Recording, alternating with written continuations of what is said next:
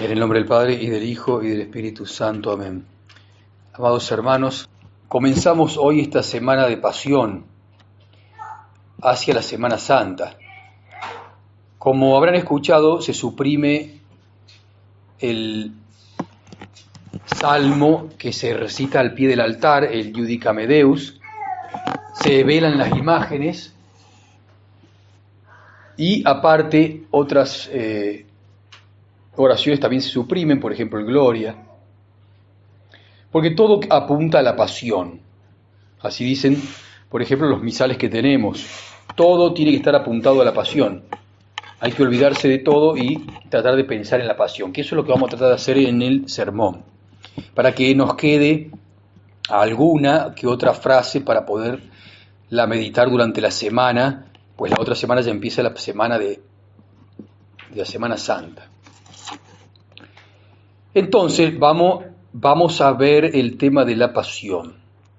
Lo primero que vamos a decir es una frase de nuestro Señor a los discípulos de Maús: era necesario que el Mesías padeciese y así entrase en su gloria. Era necesario que el Mesías padeciese y así entrase en su gloria. Siendo la pasión y muerte y resurrección hechos decisivos de la vida de nuestro Señor, y Él los había anunciado repetidas veces, no solamente nuestro Señor, sino que hacía ya como 700 años que se venía anunciando de profeta en profeta algo sobre la pasión y muerte de nuestro Señor y de la resurrección. Luego, cuando viene nuestro Señor, Él repetidas veces le había hablado a sus discípulos y cada vez con más precisión. Así la Iglesia también nos habla y nos muestra y nos pide que pensemos en la pasión de nuestro Señor. Es cada vez más insistente a medida que nos vamos acercando a la Semana Santa. Y así, como ellos no llegaron a entender el sentido de esas profecías, ni acababan de ver, esto es muy importante, ni acababan de ver cómo podía morir el que a otros daba la vida, igual que hoy, con la pasión de la Iglesia, no acaban de ver cómo puede ser que la Iglesia, que ha transformado el mundo durante siglos, entre otras cosas había creado la cristiandad, ¿cómo puede ser que deba morir? Lo mismo pasaba con nuestro Señor. Después de que Él había hecho varias profecías y que venían en el Antiguo Testamento, venían profetizando sobre la pasión de el Mesías, sin embargo no acababan de comprender cómo podía morir el que a otros daba la vida. Si con la teología del Antiguo Testamento no llegaron a entender nunca la visión profética de Isaías, en que el siervo de Yahvé tomó sobre sí los pecados de los hombres y los expía mediante la muerte, fíjense, toda la teología del Antiguo Testamento, no digo de los profetas ni la Escritura, sino la teología, lo que sacaron de la Escritura, la explicación, nunca habían llegado a entender la visión profética de Isaías, que habla de un siervo de Yahvé que toma sobre sí los pecados de los hombres y los expía mediante la muerte. Como dijimos, incluso los 12 y la naciente Iglesia no acertaba a ver cómo podía morir el que a otros le daba la vida. Nuestro Señor lo había anunciado, lo había explicado abiertamente, pero lo tenían como la mente cerrada para eso. Solo lo comprenderían plenamente cuando el Señor resucitado les abriera la inteligencia para poder entender las Escrituras. Muy interesante. Lo mismo entonces pasa lo aplicamos al tema de la pasión de la Iglesia. Solo se puede entender si Dios, entonces nuestro Señor, nos abre la inteligencia para entender las Escrituras. De lo contrario, tenemos un montón de grupos que también son católicos, ciertamente lo reconocemos, pero por sus pastores y ellos mismos, entonces, no tienen lo que se llama, entonces, no tienen abierta la inteligencia para entender las Escrituras. Entonces, ¿qué hace?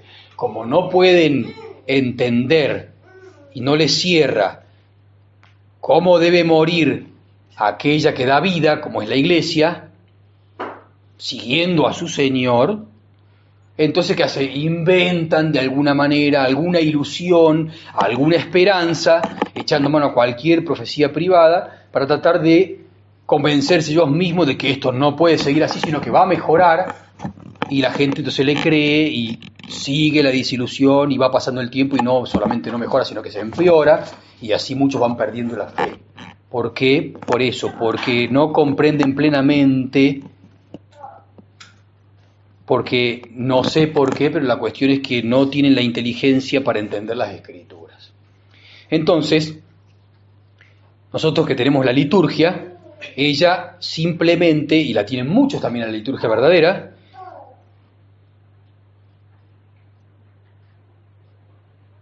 ella se refiere, por ejemplo, a la primera parte, que es la pasión. Por eso año a año viene el domingo de pasión. Pero el domingo de pasión lo que hace es introducirnos al principio de lo que es la pasión de Cristo. Recordemos que la semana de pasión tiene 7 días, luego empieza la Semana Santa. Nos introduce entonces en el domingo de pasión la iglesia con su liturgia. Y esto no basta. ¿Por qué? Porque la pasión comienza, si bien con la última cena, o sea, con la institución de la misa, como estamos ahora, solamente es el primer paso de la pasión, el primer paso de nuestro Señor. El segundo paso es ya Getsemaní. Después de la misa, entonces, después de la última cena, nuestro Señor recita unos salmos, se levanta, dice que se levanta, se hace fuerza y se levanta, y se va al huerto de Getsemaní, el segundo paso. Entonces, el primer paso, que es la misa, la pasión, que como decimos que comienza con la misa, acá van todos están ahí todos lo acompañan. Sobre todo antes, cuando estaba acompañada de una cena, y luego después venía la comunión, venía la misa. Bien, ya Getsemaní no lo siguen todos, sino que dice que nuestro Señor se llevó solamente a 11 discípulos, a los 11 apóstoles. Y acá ya no todos lo siguen a Getsemaní, que es el lugar del aceite, donde se trituraban las aceitunas. Una vez llegado con sus discípulos, dice el texto, tomó consigo a Pedro, Santiago y a Juan para hacer oración.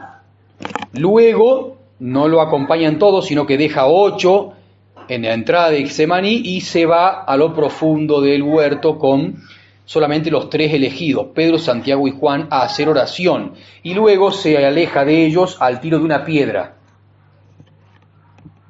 Y entra en el segundo paso de la pasión, porque hay algo más profundo, aparte que nadie lo acompaña, y que se llama lo que es la agonía. La agonía.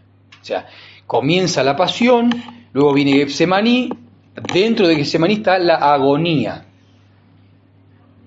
¿Qué es la agonía? Dice el texto, comenzó a turbarse y a angustiarse de tal manera que dijo a los 3 que lo habían acompañado, tristísima está mi alma hasta la muerte, tristísima está mi alma hasta la muerte. Que es lo que se podría decir hoy en día. Señor, después de contemplar lo que vemos de la pasión de la iglesia, podemos decir, Señor, tristísima está mi alma hasta la muerte. Si alguno es católico y siente lo que está pasando, puede decir tranquilamente, tristísima está mi alma hasta la muerte. Y separándose todavía de ellos, invadido por el terror y el abatimiento, escuchen esto, invadido por el terror y el abatimiento, que era lo que hablábamos el domingo pasado, que uno tiene abatimiento físico o espiritual, se desplomó en tierra. San Lucas, que era médico y verdadero psicólogo, dice, dio el nombre de agonía a esa congoja tan grande que el sudor de nuestro Señor era de gotas de sangre que caían hasta el suelo. O sea, entró en una agonía, o sea, entró en una congoja tan grande que no solamente sudaba, sino que sudaba sangre, de gotas que caían hasta el suelo. Eso lo revela Dios por medio de San Lucas, que era médico. Entonces, vimos que la pasión tiene un primer paso, que es la misa, lo que nos invita ahora la iglesia. Luego tiene un Getsemaní, que ahí ya no van todos. Y luego tiene dentro del Getsemaní una agonía que no va nadie. Nadie quiere estar con esta situación, quiere estar tristísimo hasta la muerte, porque dice, no, bueno, basta de esto, nos dejan solos, no tenemos más vida social, no tenemos nada. Y bueno, entonces, ¿qué hacemos? Nos inventamos alguna esperanza como para poder engañarnos y escaparnos de aquí. Pero no es así. Nadie lo sigue bien. Entendamos también que la iglesia está en la agonía. En la agonía está la oración. ¿Y qué hay en la agonía entonces? ¿Qué hace nuestro Señor cuando suda sangre? Nos revela también, los evangelistas nos revelan la oración de Jesús. Si es posible, pase de mí esta hora. Claro, hasta al mismo Señor se le hacía intolerable la agonía. Si es posible, le decía al Padre, pase de mí esta hora. Sin embargo, en la última cena, en la misa, había dicho que deseaba beber ese cáliz. He deseado ardientemente comer esta Pascua con vosotros. Sin embargo, en la oración dice, aleja de mí este cáliz, o para traducirlo entre nosotros, Señor, que no tenga que pasar ese mal trago. Eso es. Pero también, por otro lado, deseaba ardientemente beber el cáliz. Entonces, ¿cómo se conjuga esa dicotomía? Esa parece una contradicción. Por un lado, nosotros también decimos lo mismo, que vuelva Cristo, venga tu reino, pero aleja, por favor, esta agonía que ya no damos más, Señor. Que todo se desmorona, todo desaparece, ya no queda más nada.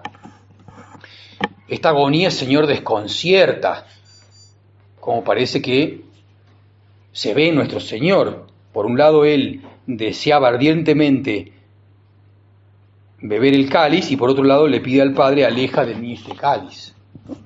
No debemos olvidar, dicen los exégetas, que nuestro Señor era en todo semejante a nosotros, a excepción del pecado. Y aquí, entonces, Él también se muestra también como, y no nos podemos decirle al Señor que no hemos vivido, que nosotros no hemos padecido como Él, porque Él ha padecido mucho más. Nadie le puede decir, Señor, yo estoy sufriendo terriblemente, al menos cuando pienso en esta situación. Sin embargo, Él nos va a decir, yo he estado en la agonía y nadie ha sufrido como yo, puede decirnos. Ese abatimiento, ese terror, esa congoja tan grande que le hizo sudar sangre, gotas de sangre.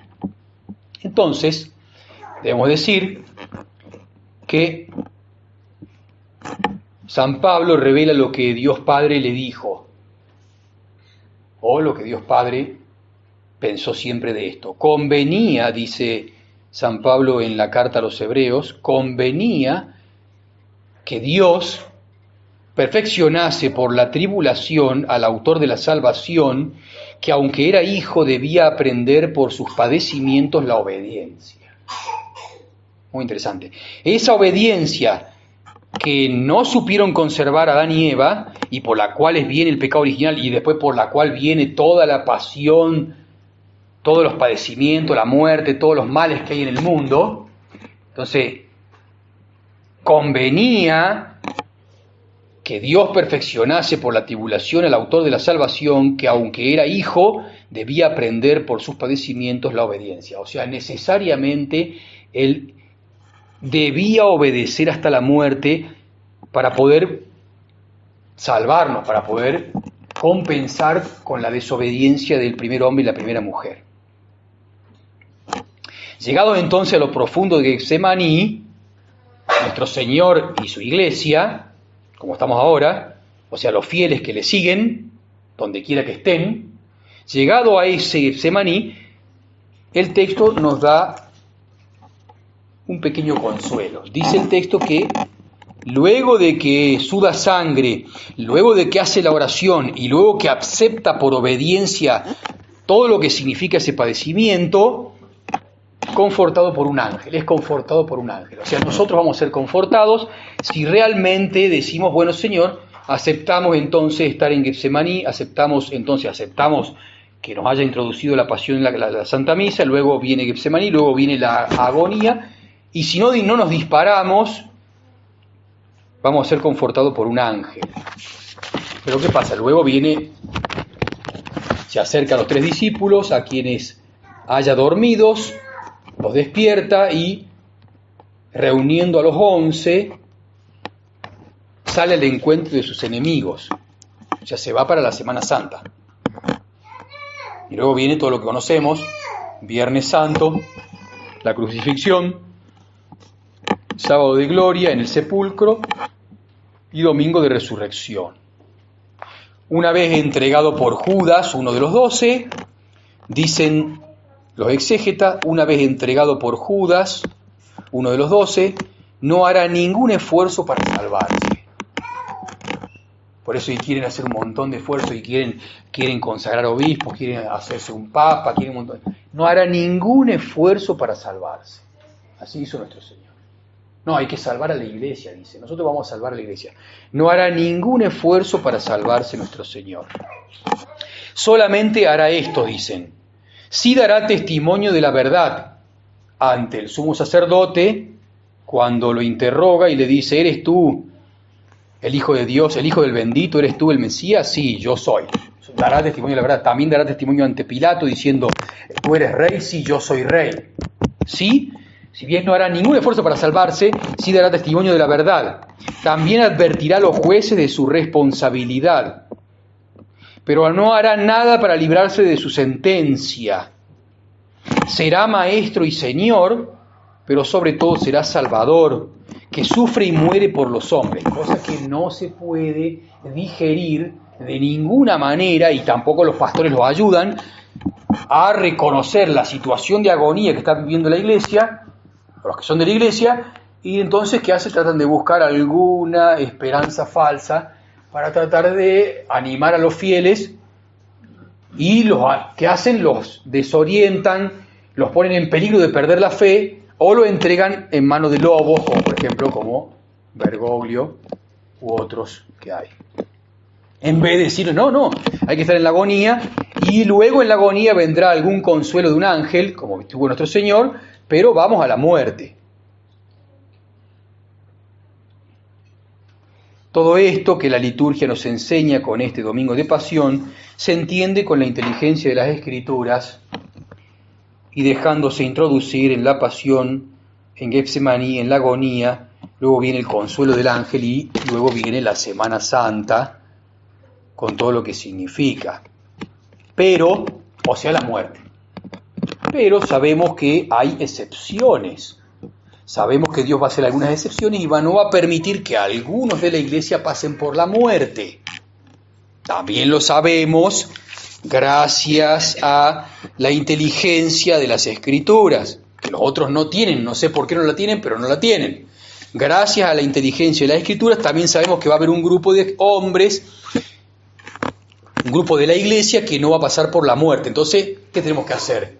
Y bueno, Señor, ya que nos has introducido en la pasión, luego estamos en Getsemaní, en lo profundo de Getsemaní encontramos la agonía, aunque un ángel nos conforta si no nos escapamos de ahí, hay alguna posibilidad de que no pasemos por la muerte. Hay. ¿Y cómo hay que hacer eso? Bueno, hay que rezar, hay que pedírselo a Dios. Y para eso también echemos mano entonces a la Escritura, donde hubo un personaje donde le pidió a Dios que no quería morir. ¿Y qué le dijo Dios? Escuchemos lo que dice Isaías en el capítulo 38. En aquellos días enfermó el rey Ezequías de enfermedad mortal, y el profeta Isaías, hijo de Amós, fue a verle y le dijo: así dice Yahvé Dios, dispón de tu casa porque vas a morir y no te curarás. Dispón de tu casa porque vas a morir y no te curarás. Ezequías volvió su rostro cara a la pared, dirigiendo a Yahvé esta plegaria: ay, Yahvé Dios, acuérdate, te suplico, de que he andado delante de ti con verdad e íntegro de corazón, y he hecho lo que era bueno a tus ojos. Y se puso a sollozar Ezequías con gran llanto. Isaías había salido, pero antes de que llegase al atrio central, recibió palabra de Yahvé y le dijo: vuélvete y di a Ezequías, así habla Yahvé Dios, el Dios de tu padre David. He oído tu oración y he visto tus lágrimas. He aquí que voy a añadir a tu vida 15 años. O sea, no te vas a morir, sino que vas a vivir 15 años más. Entonces nosotros decimos, ¿por qué no, Señor, no morir para siempre? Ya que estamos en el fin y que has prometido que algunos no van a morir.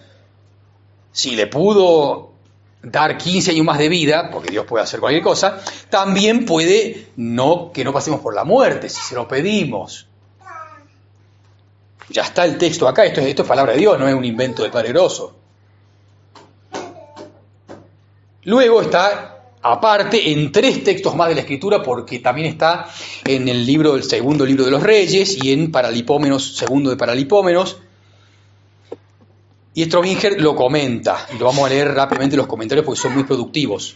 Leemos lo de Crónica 32. Por aquel entonces cayó enfermo de muerte Ezequías y rogó a Yahvé que le escuchó, dándole una señal de su curación, porque el profeta Isaías le dice: ¿no crees eso? Sí, creo. Bueno, pídele una señal a Dios. Dios te quiere dar una señal de que te va a curar. ¿Qué prefieres? ¿Que Dios frene el sol o no adelante el sol? Así se adelanta los grados del reloj de sol que tienes, que ha construido tu padre, 2 grados, o quiere que lo retroceda. No, quiero que lo retroceda, que es más difícil. Bueno, entonces Dios, ¿qué hizo? Retrocedió el sol, frenó el sol y retrocedió, y entonces volvió 2 grados atrás el reloj de sol. Creo que Dios me va a curar, y lo curó. Bien. Pero luego, dice el texto, luego Ezequías, pero no correspondió Ezequías al bien que le había sido hecho. Antes se ensoberbeció su corazón y se encendió la ira de Yahvé contra él y contra Judá y Jerusalén.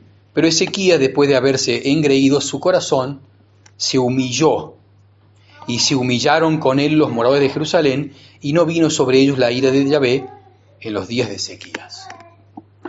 Comenta rápidamente Strobinger: se ensoberbeció, se envaneció Ezequías, no hizo ostentación vanidosa de sus bienes. En vez de aceptarlos humildemente como un don de Dios, San Pablo nos previene eficazmente contra esta mala pasión que le roba a Dios la gloria. ¿Qué tienes tú que no hayas recibido? Y si lo recibiste, ¿de qué te glorías como si no lo hubieras recibido? Nosotros, si hemos recibido entonces la inteligencia de la Escritura, no tenemos que envanecernos, al contrario, humillarnos. Terminemos entonces. Entonces podemos hacer esa oración para que Dios nos libre de la muerte, pero no nos va a librar entonces de la pasión que, si nos dejamos llevar, nos introducirá en Getsemaní, y en Getsemaní está lo profundo que es la agonía. Hay un consuelo por un ángel, pero luego puede venir que Dios nos libre de la crucifixión y de la muerte, si lo pedimos. Pero ¿qué pasa? Sabemos que algunos no morirán, pero esa oración que hizo el rey Ezequías es muy audaz, porque él adujo algunas prerrogativas que no sé si las tenemos, o si no las tenemos, al menos que logremos de aquí en más tenerlas, que es como habíamos leído, cuáles son las prerrogativas que él aduce ante Dios. He andado delante de ti en la verdad. He andado delante de ti en la verdad. ¿Qué significa eso? Creemos que eso significa no estar en ninguna religión falsa o alguna religión que esté haciendo ecumenismo o con la iglesia conciliar, por ejemplo. He andado delante de ti en la verdad. La verdad es la religión verdadera. Es lo que Dios quiere, cómo lo honremos y cómo lo adoremos, no de cualquier modo, sino con la religión verdadera, con la misa verdadera, con la religión verdadera. Eso, puede ser, lo tengamos, Dios quiere que lo tengamos. Lo otro que aduce es: he sido íntegro de corazón y he hecho lo que era bueno a tus ojos. ¿Qué es ser íntegro de corazón? Según esa palabra íntegro aparece entonces en el libro de Job. Dice que Job era íntegro, o sea, era recto, temeroso de Dios, apartado del mal y aparte perseverante en su integridad. Hay que ser recto, temeroso de Dios, apartado del mal y perseverante en su integridad. A veces uno se cansa y dice, bueno, me cansé, ya no voy a ser más recto, temeroso de Dios y apartado del mal. No, aparte perseverar en la integridad de esa.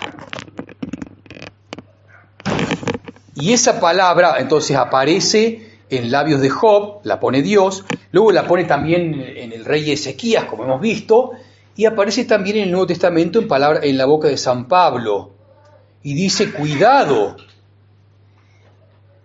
que los que son rectos de corazón tienen que tener cuidado de quién. Cuidado, dice, cuidado de los promotores de disensiones. Dice que los promotores de disensiones, o sea, los promotores de separaciones, de cismas, seducen, dice, con discursos halagadores y dulces los corazones de los íntegros de corazón, de los sencillos. Ya lo hemos sufrido acá. Lo hemos sufrido. San Pablo dice, sobre todo para el fin de los tiempos, cuidado con los promotores de disensiones que con discursos halagadores y dulces seducen a los, usa esa palabra, a los íntegros de corazón, a los sencillos, a los de corazones íntegros. Y la última prerrogativa que tenía el rey Ezequías para que Dios no lo deje morir, después de hacer oración y llorar en privado contra la pared, era: he hecho lo que era bueno a tus ojos, no a nuestros ojos. A veces uno dice, yo soy bueno, pero bueno a mis ojos. Hay que ser bueno a los ojos de Dios. ¿Y cómo es eso? Y bueno, cumpliendo los mandamientos de la ley de Dios. Eso es ser bueno a los ojos de Dios. No es fácil. Con la gracia de Dios se puede. Bien, terminemos entonces pidiéndole a la Santísima Virgen María que nos conceda esa gracia en este domingo de pasión. Pidámosle a Dios, Dios sabrá si nos quiere conceder eso, pero que no pase por lo menos este domingo. En algún momento, en la pasión, en el domingo de pasión del 2024, Señor, te pedí que si era posible, ya que uno por la misa entró, o sea, por la última cena entró, fue guiado a Getsemaní y está en la agonía, al menos, Señor, que no tenga que pasar por la muerte. Lo pido, Señor, al menos en esta misa. Dios después sabrá si nos lo concede. Y bueno, entonces la Santísima Virgen María esa gracia, que la pedimos porque, como decíamos, nos fue llevando la inteligencia de las Escrituras, que hasta acá ya ahí no nos siguen, muchos católicos no nos siguen, no nos quieren seguir, no, estos están pidiendo cosas que nunca se pidió. Bueno, porque no tienen la inteligencia de las Escrituras, que Dios la da a quien Él quiere, que como dijimos, se la dio a los 2 discípulos de Maús, después de caminar con ellos, no lo reconocían, estaba resucitado pero no lo reconocían, no quiso que lo reconozcan, lo veían como un peregrino, y después de que le explicó la Escritura, dijo, duros de entendimiento y de corazón, y le explicó la Escritura y le dio una luz para que puedan entender la Escritura, todo lo que debía padecer el Mesías y luego resucitar. Veamos entonces a la Santísima Virgen María en esta misa esa gracia de, si Él quiere, ya que estamos en la agonía de la Iglesia, que nos conceda la gracia de no morir. En nombre del Padre, y del Hijo y del Espíritu Santo. Amén.